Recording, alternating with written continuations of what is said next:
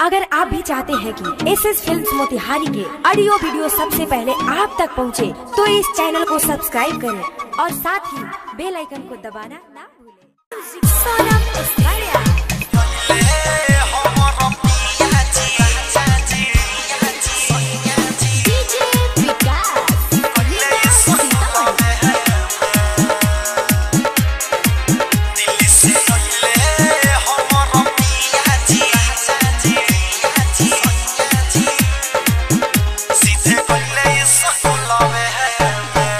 दिल्ली से अइले हमर सहिया जी, सीधे गइले स्कूलवे में। दिल्ली से अइले हमर राजा जी, सीधे गइले स्कूलवे में।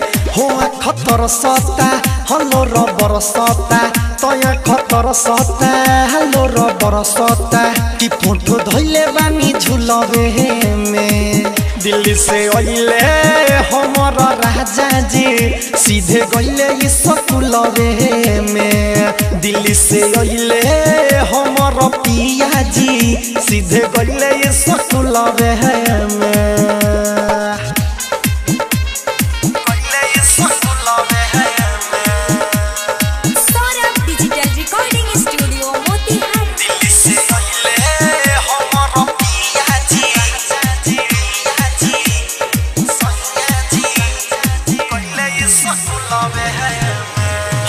गोर रहले भैले करिया दुबारा गइले,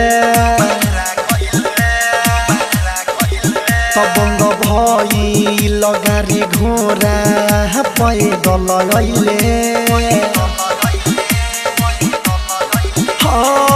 सैया के तनी कोन बिसरे, सुरतिया हो सुरतिया हो तो सुरतिया हो। गोर रहले भैले करिया दुबारा गइले,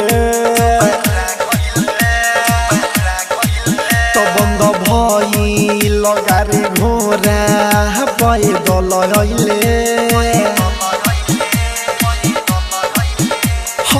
सैया के तनी कोन बिसरे, सुरतिया हो सुरतिया हो तो सुरतिया हो।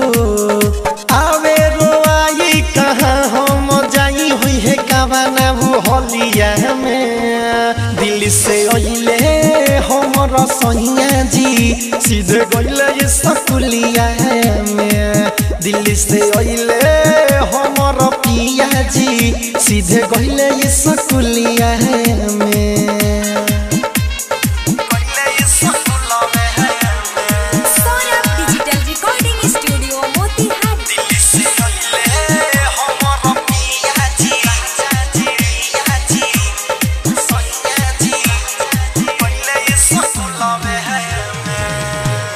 हरुबे चूरी कानबाली मोर सिंगाराबा हो, तपिया सोर बरतन रतने सैले नघाराबा हो।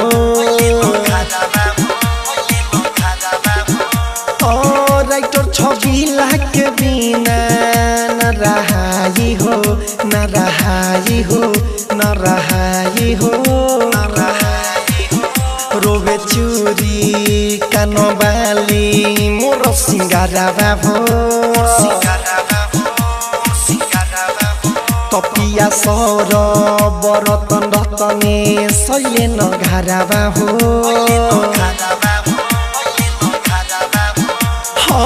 राइटर छबिला के बिना न रहाई हो न रहाई हो न रहाई हो। कौन बनाई पिया के खियाई आगे जरी न चूल्हिया में। दिल्ली से अइले हमर सैया जी, सीधे गइले स्कूलिया में। दिल्ली से अइले हमर राजा जी, सीधे गइले स्कूलिया में। तया खतर सता हलो रबर सता, हो खतर सता हलो रबर सता, फोटो धइले मानी झुलवे में। दिल्ली से अइले हमर सैया जी, सीधे सीधे कहले स्कूलिए में। Saurabh digital recording studio Delhi.